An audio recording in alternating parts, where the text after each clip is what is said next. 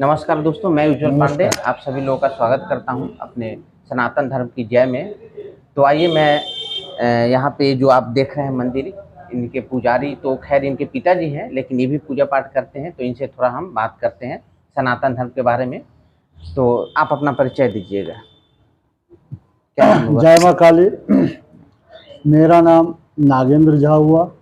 मेरे पिताजी का नाम श्री बाबूनंद झा जी। और इस काली मंदिर के प्रधान पुजारी वही हैं। और इस काली मंदिर का स्थापना जो है सन 1932 में महाराजा कामेश्वर सिंह के द्वारा स्थापित किया गया। जी। महाराजा कामेश्वर सिंह दरभंगा महाराजा थे।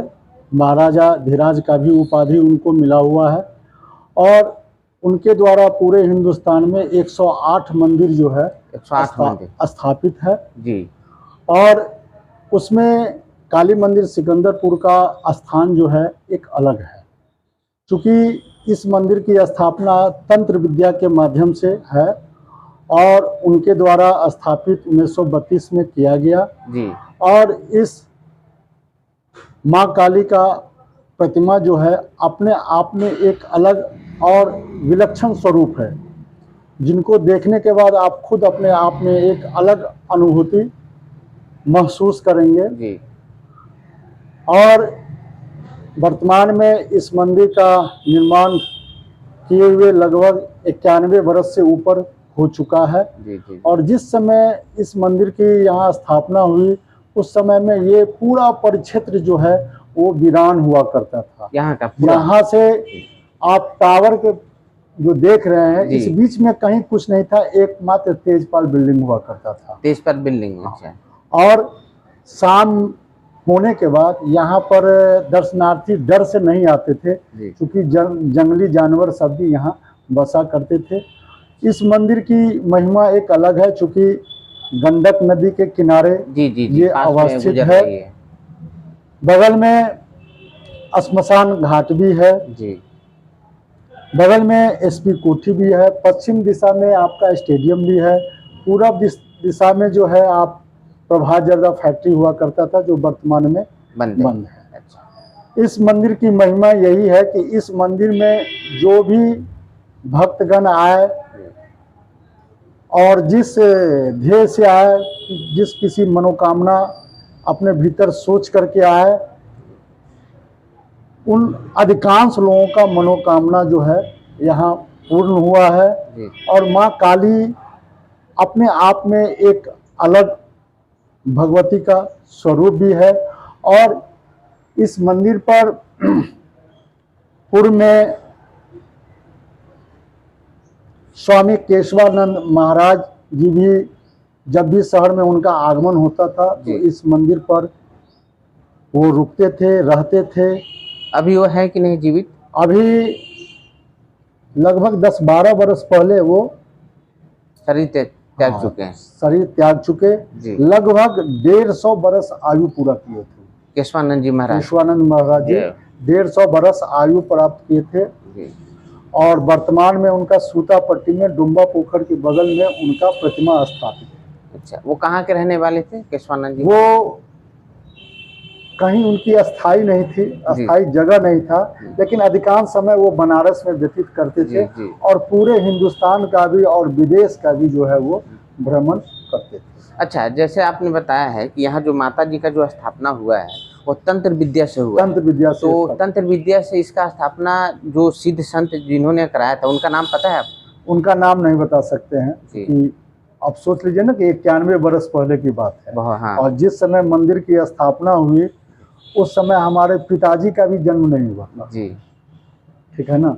और वो हमारे परदादा थे स्वर्गीय कलानाथ झा, जो तब वो थे। हाँ। तो स्थापित जब हुआ तब से सेवा आपके परदादा किए? परदादा किया, उसके बाद पिताजी आकर के किए। और वो हमारे परदादा जो थे सो राज दरभंगा में 108 पुरोहित जो हुआ करता था उसमें से एक पुरोहित वो भी। अच्छा अच्छा, ये बहुत बड़ी बात है। और वो लोग काफ़ी योग्य और जानकार व्यक्ति थे, उनके द्वारा कई किताब की भी संरचना की गई। आपके देवनागरी परदादा जो है? परदादा, अच्छा। वो सब काफी योग्य थे। अच्छा। और उन जो भी अब तो उनके समय का या उनके पीरियड का लोग अब शहर में है भी नहीं। काफी उनका स्वर्गवास हुए लगभग मान के चलिए ना कि 42 बरस 43 बरस। अच्छा अच्छा, आपके जो परदादा थे तो सेवा यही करते थे वो भी? ठीक है, तो उनके बारे में कुछ उनका सिद्धि ऐसा कुछ आपको जानकारी है, किस प्रकार की सिद्धि उनको प्राप्त? उनके पास सिद्धि प्राप्त थी, चूंकि जिस समय उनका स्वर्गवास हुआ उस समय मात्र हम 10 वर्ष के थे। मेरा जनेऊ हो गया था। यह मैं सौभाग्यशाली था कि उनके उपस्थिति में, उनके पीरियड में ही मेरा उपनयन संस्कार जो है मेरा संपन्न हुआ। और आज भी उनका चेहरा सब याद है हमको। और चूंकि उनका हम परपोता थे इसलिए हमको वो बहुत मानते भी थे, बहुत मानते थे। और तो उनकी सिद्धि के बारे में बताइए। उनकी सिद्धि के बारे में, चमत्कार उनका याद हो। उनका सिद्धि के बारे में यही था कि कोई भी दर्शनार्थी अगर किसी भी चीज को लेकर के, कोई कष्ट लेकर के, कुछ ऐसी चीज लेकर के जब उनके पास उपस्थित होते थे तो उनका वो मतलब एग्जैक्ट जो है निकाल करके बता भी देते थे। अच्छा। जैसे कभी कभी होता है ना कि घर में कोई व्यक्ति मिसप्लेस हो गया। अच्छा। जी। अब आप ढूंढ रहे हैं, कहाँ है, नहीं पता है। तो वैसे लोग जब आते थे तो एक्चुअल में वो बता भी देते थे कि वो कहाँ है। और अगर इस संसार में नहीं है तो ये भी वो बताते थे। अच्छा। और कहाँ पर उसका बॉडी है ये भी वो बताते थे। अच्छा, उनका जय हो, जहाँ भी हो, अमर रहे, शांति से रहे। अच्छा, तो उसके बाद जब आपके ये पिताजी जो इस मंदिर को संभाल रहे हैं तो इनका अनुभव जो रहा है तो शायद आपसे कभी शेयर किए होंगे। इनके सिद्धि के बारे में थोड़ा बताइए, इनका क्या सिद्धि है? पिताजी, देखिए ये बात इसलिए पूछा जा रहा है ताकि जो लोग देखेंगे उनका विश्वास जगेगा, अपने समस्या को लेकर यहाँ आएंगे, अपने कष्ट को और निवारण उसका करेंगे।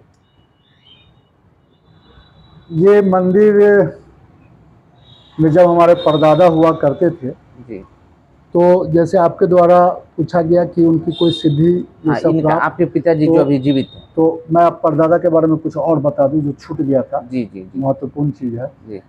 वो काली के भक्त थे, पिताजी भी हमारे काली के भक्त हैं और हमारे कुल देवता भी काली जी ही है। जय हो। ठीक है, इसलिए हम लोगों के यहाँ जनेऊ भी जो होता है, चाहे मुंडन भी होता है, ये सब कार्यक्रम में एक बलि प्रदान का भी प्रथा शुरू से चला आ रहा है, जिसको आज तक भी निभाया जा रहा है। जहाँ तक परदादा जी की बात है तो एक समय की बात है, वो डेट कहिए या तारीख, डेट कहिए, समय जो भी कहिए आप, वो हमको एग्जैक्ट बताया नहीं गया और ना जानकारी है। उनके पीरियड में रात के 12 साढ़े 12 बजे के आसपास में साक्षात माँ भगवती भी जो है एक कन्या के रूप में इस मंदिर के आगे में गेट पर सामने जो कामनी का पेड़ है वहाँ पर प्रकट हुई थी। अच्छा, यहाँ पे साक्षात प्रकट है वहाँ कामनी के पास। ठीक है, और उस समय इस मंदिर पर बहुत सारे लोग सोए हुए थे। जिस समय प्रकट हुए उस समय उनके प्रकट होने के उपरांत सैकड़ों की संख्या में जो है गीदड़ भी उपस्थित हुआ यहाँ पे। हाँ। अच्छा। और उस समय इस मंदिर पर जितने लोग सोए थे सब लोग गहरे नींद में चले गए। मात्र 2 व्यक्ति ही उस कन्या रूप में माता का दर्शन किए, जो एक हमारे परदादा थे और एक स्वामी केशवानंद महाराज जी थे। और बाकी सारे लोग जो है सो गहरी निद्रा में चले। अच्छा, ये आपको सुबह में कहानी पता चला होगा? वो सब बताया गया, पता चला।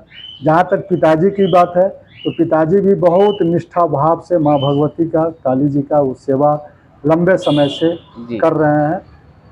और इनका भी जो है सिद्धि प्राप्ति तो इनको भी है। इनका भी माँ भगवती का थोड़ा सा दूसरे रूप में इनको भी वो आशीर्वाद प्राप्त हुआ है। रूप आप बता सकते हैं क्या? रूप जो है थोड़ा सा विकराल टाइप का, मतलब कह सकते हैं ना, जैसे उसको किस रूप में वर्णन किया जाए कि इनके जैसे शरीर पे ही माता है? नहीं, वो महसूस हुआ और देखे भी, कह सकते हैं पिताजी वो, को महसूस हुआ। हाँ देखे भी। और वो एक मतलब एक होता है ना, जैसे भालू का शरीर में कैसे होता है, बाल कैसे होता है, हाँ। वो उस टाइप के रूप में उनको दूसरे रूप में इनको भी जो है ये चीज जी। माँ भगवती आशीर्वाद स्वरूप दिए हुए हैं। जी। और इनका भी जो तंत्र विद्या से जुड़ा हुआ चीज, इनको भी ये चीज प्राप्त है। और ये भी बहुत सारा चीज जो मैं अपने उपस्थिति में भी देखा हूँ, एक दो केस इनका ऐसा कि जो दर्शनार्थी किसी कष्ट भाव से जब इनके पास आए तो इनके द्वारा जो बताया गया वो 100% सही था। उसको आप 100 क्या 200% भी कह सकते हैं जो मैंने देखा। और जिस व्यक्ति के साथ हुआ वो व्यक्ति आके भी शुक्रिया अदा किया और उस व्यक्ति का बाबा के प्रति जो है, मेरे पिताजी के प्रति जो है आस्था भाव जो है और बढ़ा। अब मंदिर है, मंदिर पर आप किस भाव से आते हैं, कैसे आते हैं, किस तरह आते हैं, आपका विश्वास किस लेवल का है, ये इस पर निर्भर करता है। चूँकि भगवान को किसी ने देखा नहीं है, हम आप महसूस करते हैं, उनकी पूजा अर्चना करते हैं। पिताजी जो आपके हैं वो सिर्फ सेवा यहाँ करते हैं कि साधना भी किए हुए हैं माता जी का? साधना जो पूजा जो है, पूजा क्या है, ये एक साधना का ही तो रूप है ना। जो 24 घंटा उनके सेवा में लगा हुआ वो क्या है, साधना ही तो है। आज मान लेते हैं कोई स्पेशल किसी मंत्र का जाप जैसे वो सारा चीज उनका चलता है। और कुछ खास पूजा भी अपना होता है कभी कभी, जैसे अमावस्या के दिन पूजा होता है। उसके बाद आप दुर्गा पूजा में जो है महाअष्टमी होता है, काली पूजा में होता है। इस सब समय में थोड़ा सा विशेष रूप से होता है और देर रात तक चलता है। अच्छा। और बाकी पिताजी जो है कंटिन्यू लंबे समय से अपना माँ भगवती का सेवा करते हैं और उसी सेवा भाव में अपना जो है लीन रहते हैं। इसके अलावा वो कोई काम नहीं।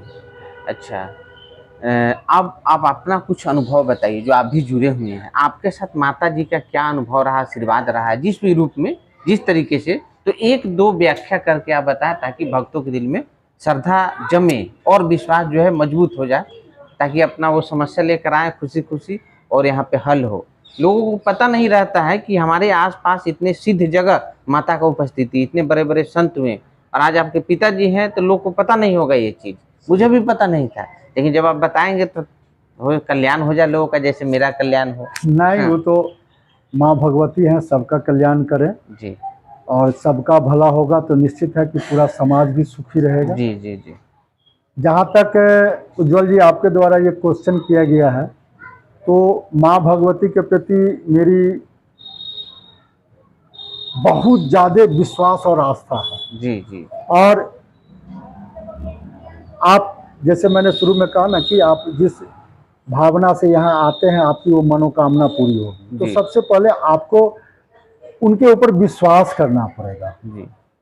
तो जो मैंने महसूस किया अपने जीवन काल में कि अगर किसी काम से अगर हम जा रहे हैं, किसी काम को करने के लिए अगर हम जा रहे हैं, तो माँ भगवती का दर्शन करते हुए, उनका आशीर्वाद लेते हुए जब भी कभी हम गए हैं, तो अगर वो कठिन भी लग रहा है तो वो सरल हो गया है। इतना सरल हो गया है कि वहाँ से आने के बाद लगा ही नहीं कि हाँ हम किसी कोई काम में गए थे या किसी एग्जाम में हो, चाहे ये भी हो। तो ये चीज़ यहाँ पर है। बिल्कुल, ये साक्षात अनुभव, समझ गए ना। और पूजा पाठ क्या है, पूजा पाठ करने से एक शरीर में एक नकारात्मक चीज़ जो है वो बाहर आता है और सकारात्मक चीज़ एक भीतर होता है। जैसे हम लोग मोबाइल का इस्तेमाल करते हैं तो मोबाइल जब चार्ज रहता है तो आउट गोइंग इनकमिंग सब चालू रहता है। लेकिन जैसे ही डिस्चार्ज होता है तो ऑटोमेटिक उसका आउट गोइंग इनकमिंग बंद हो जाए। उसी तरह मनुष्य का शरीर है और इस शरीर को, इसको, आत्मा को रिचार्ज करने के लिए जरूरी है कि भगवान के प्रति आस्था, विश्वास, पूजा पाठ ये होना जरूरी है, जिससे उसके भीतर जो है कॉन्फिडेंस का लेवल बढ़ता है। अगर आप ऐसा नहीं करते हैं तो ठीक है, आप धन कमा सकते हैं, बहुत कुछ कर सकते हैं, लेकिन मन को एक आत्म संतुष्टि जो चाहिए जी, जी, वो आपको नहीं मिलेगा। नहीं मिलती। और आत्म संतुष्टि जब भी मिलेगा तो वो माँ भगवती या भगवान के मंदिर में ही जा करके जो है जी। आपको एक आत्म संतुष्टि, क्योंकि वहां आने के बाद जैसे ही आप इस परिसर में प्रवेश करते जी। हैं, माँ भगवती का दर्शन करते जी। हैं, तो आपके भीतर ऑटोमेटिक जो आपका क्रियाकलाप है ना, वो ऑटोमेटिक आपका चेंज हो जाता है। जो आपके घर में कुछ भी पूजा कर लीजिए, कितना भी पूजा कर लीजिए, जी, जी। वो चीज आप अपने घर में प्राप्त नहीं कर सकते हैं जो आप यहाँ आकर के मंदिर पर आकर के 5 मिनट बैठ करके और अंतर ध्यान हो करके और उनका स्मरण करते हैं, उनकी पूजा करते हैं, तो इसमें एक गजब की अनुभूति होती है। तो इस स्थल का ये महिमा है, ये महिमा अच्छा, है। एक और बात बताइए आप मुझे, जैसे आपने बताया था केशवानंद जी महाराज और आपके परदादा जी ने माता का कन्या रूप में दर्शन किया था, तो सुबह होने पर आप तो उस समय थे, बच्चे थे 10-11 साल के? नहीं, उस समय हम लोगों का जन्म भी नहीं हुआ। अच्छा, आपका जन्म भी नहीं हुआ? हमारा जन्म भी नहीं हुआ। उस समय की ये कहानी के रूप में ही आपको पता है कि कोई ऐसा प्रमाणित लोग हैं, बताने वाले थे? नहीं, उस समय प्रमाणित की बात नहीं कर सकते हैं, क्योंकि जिन्होंने देखा जी। वो हमारे दादा को बताया, पिताजी को बताया, और उनके माध्यम से हमको पता। बिल्कुल, ये भी एक माध्यम है। हाँ, सही है। इसलिए कि उसका कोई साक्ष्य नहीं हो सकता है। जी। आपने अगर माता का दर्शन किया और आप अकेले किए हैं या आपके साथ स्वामी केशवानंद महाराज अगर किए हैं, तो बाकी तो कोई है नहीं, उसका क्या साक्ष्य हो सकता है? कुछ नहीं हो सकता है। और ये साक्ष्य देने की कोई जरूरत है नहीं है। जी। मैंने तो सही पूछ लिया ताकि आप कुछ और कुछ बताएं। खैर, अब अच्छा एक बात बताइए आप मुझे, ये सारी बातें हुई, सारी चर्चा तो सनातन धर्म के अंदर ही आ गई है ना, ये सारा चीज क्या है, सनातन धर्म ही है। मुझे एक और बात बताइए, जैसे आप यहाँ रहते हैं, ठीक है, रात के टाइम का कुछ अनुभव यहाँ पे, माता का कुछ विलक्षण कुछ नहीं, ऐसा दर्शन? ऐसा हम नहीं देखे हैं जी। और विलक्षण क्या है, ये मंदिर परिसर है जी। इस मंदिर परिसर में ही जैसे आप हम लोग रहते हैं या कोई आते हैं, तो उसकी अनुभूति ही एक अलग टाइप की हो जाती है। जी, पॉजिटिव ऊर्जा से भरा हुआ होता है। आप किसी भी देव स्थल कहीं भी जब जाते हैं, जैसे उसके कैंपस में आप इन करते हैं, ऑटोमेटिक अपने आप उसमें परिवर्तन आ जाता है। आप महसूस कर सकते हैं, फील कर सकते हैं। जैसे हवा को किसी ने देखा है क्या? नहीं देखा है, लेकिन हवा जब चलता है तो एहसास हो जाता है कि हवा चल रहा है। अच्छा, अब एक बात बताइए, जैसे मैंने अभी थोड़ा देर पहले भी बोला कि सारा बात तो सनातन धर्म की है, अब आप क्या बताना चाहेंगे कि इतना शक्तिशाली और रहस्य से भरा हुआ, जो अभी के टाइम में काफ़ी सनातन धर्म में रहस्य को उजागर भी किया गया है, ताकि उन चीज़ों को जानकर लोग अपने समस्या को हल कर पाएँ, जीवन में बहुत आगे बढ़ पाएँ, लेकिन आज के समय में लोग सनातन धर्म से काफ़ी अलग हट रहे हैं, है ना, उनका आस्था बिल्कुल अलग हो रहा है, तो उसको लेकर आप क्या कहना चाहेंगे? जबकि सनातन धर्म एक ऐसा धर्म है ना, सनातन धर्म तो अपने आप में प्रकृति का दूसरा नाम सनातन धर्म है ना, फिर भी लोगों में समझ की कमी हो गई है, तो आप कुछ शब्दों में थोड़ा सा बताइए ताकि लोग समझें। बहुत अच्छा क्वेश्चन आपके द्वारा किया गया जी। देखिए, जैसे सनातन धर्म की बात की गई है, तो पहले अपने सनातन धर्म को समझना पड़ेगा जी। आज से 50 वर्ष पहले, 60 वर्ष पहले जो एक सनातन धर्म को लेकर के जो परिवार में एक लोगों का उसके प्रति जो एक लगाव था, वो लगाव आज के डेट में बहुत कम हो गया है। ऐसा क्यों? अर्थ युग हो गया ना, और अर्थ युग में लोग धन कमाना और धन ही अर्जित कर लेना, यही इसको महत्व देते हैं, जबकि ऐसा नहीं होना चाहिए। लेकिन लोग को समझना पड़ेगा ना कि प्राकृतिक आपको धन दे रही है, और प्राकृतिक का ही दूसरा नाम सनातन धर्म है, तो आप इनसे विमुख होकर आप धन भी तो नहीं पाइएगा। नहीं, धन तो लोग कमा ले रहे हैं जी। लेकिन धन कमाना ही एक बहुत बड़ा उद्देश्य नहीं होना चाहिए जी। क्योंकि एक तरफ आप धन तो कमा रहे हैं, इस क्या कर सकते हैं, अर्थयुग कर सकते हैं ना जी। कि जहां धन को प्राथमिकता दी है, लेकिन वहां पर आप अपने संस्कार को धीरे धीरे क्या कर रहे हैं, खो रहे हैं। वो डिटोरिएट हो रहा है, जबकि असली पूंजी हमारा क्या है, वही है। और उस पर ज्यादा ध्यान देना चाहिए, और इसके लिए जरूरी है कि हर अभिभावक को जरूरी है कि अपने बच्चे को बचपन से ही वो संस्कार उसके भीतर डालना चाहिए। बिल्कुल, इस बात पर गौर किया जाए, गार्जियन को ध्यान देना बहुत जरूरी है। आज आप देखिएगा कि कहीं पर कोई भागवत कथा होता है, राम कथा होता है, तो हमारे घर के बूढ़ बुजुर्ग जो भी होते हैं वो जाते हैं, लेकिन अपने बच्चे को उसमें नहीं ले जाते हैं, जबकि नियम कहता है कि बच्चे को बचपन से ही उसके भीतर में वो संस्कार डालना चाहिए, क्योंकि जब उसके भीतर वो संस्कार डालिएगा तब वो चीज उसको महसूस कर होगा और वो भी आने वाले समय में अपने बच्चे के भीतर वो चीज डाला जाएगा। लेकिन एक क्या हो चुका है कि नहीं, कहीं पर अगर कथा हो रहा है तो बूढ़ पुरानिया लोगों के लिए हो रहा है, बच्चों के लिए नहीं हो रहा, और यही हम लोग भूल करते हैं। आज हम मंदिर जाते हैं, मंदिर हम जाते हैं, लेकिन अपने साथ अपने बच्चे को लेके नहीं जाते हैं, तो उसको क्या पता कि भगवान क्या होते हैं, पूजा पाठ क्या होता है।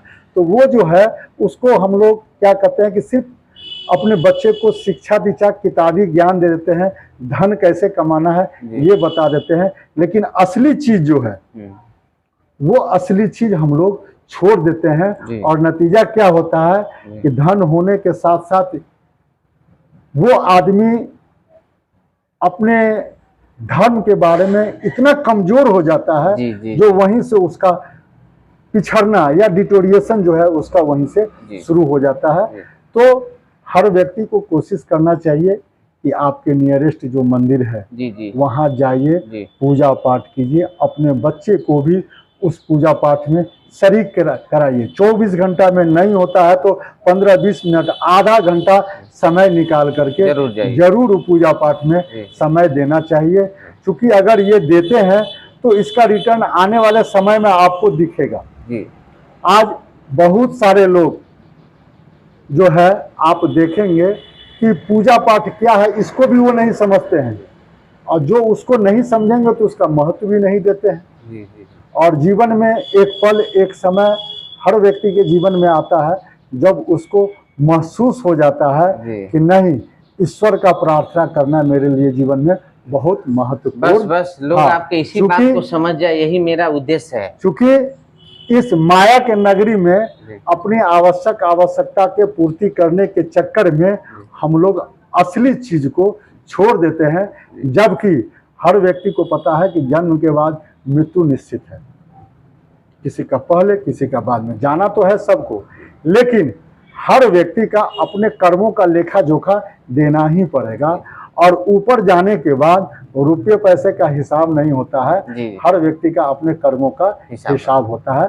आप जीवन में अगर अच्छा कर्म किए हैं, जैसे सबको पता है कि मानव में हम जन्म लिए हैं तो घोर तपस्या करने के बाद मानव कुल में मेरा जन्म हुआ है, तो मानव कुल में जन्म हुआ है तो मानव कल्याण करने के लिए हुआ है, न कि खुद का कल्याण करने के लिए, न कि सिर्फ धन अर्जित करने के लिए। मानव कल्याण का कार्य कीजिएगा, खुद कल्याण होगा ही। जब मानव कल्याण का आप काम करेंगे, ठाकुर जी के चरणों में अपना स्थान बना लेंगे, तो हो सकता है कि आपको जीवन मृत्यु से हमेशा के लिए छुटकारा मिल जाए और आपका स्थान वहां मिल जाए। अन्यथा आपको अब बार बार किसी न किसी प्राणी के रूप में आपको जन्म लेना ही पड़ेगा।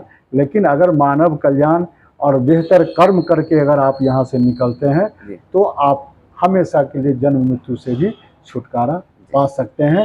तो मनुष्य का असली लक्ष्य वही होना चाहिए, और तब इसके बाद जो अपना कर्म और कर्तव्य है वो भी, क्योंकि वो भी आपको करना पड़ेगा, वो भी आपके जवाबदेही में आता है, लेकिन उस जवाबदेही के साथ साथ आप अपने लिए क्या कर रहे हैं ये भी आपके जवाबदेही में आना चाहिए।